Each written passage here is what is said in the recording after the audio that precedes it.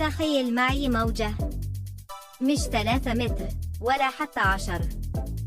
دي موجة عملاقة بيوصل ارتفاعها إلى 30 متراً.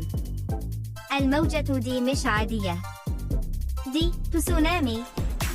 كل شيء بيبدأ بزلزال ضخم تحت البحر.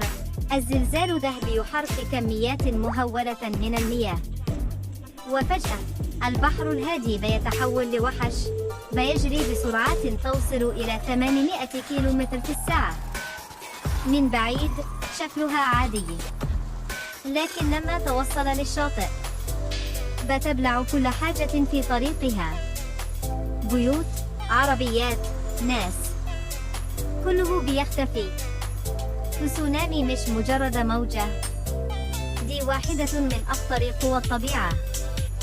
لو عجبك الفيديو اشترك في القناة واضغط لأيك علشان توصلك كل الحكايات الغريبة والعجيبة.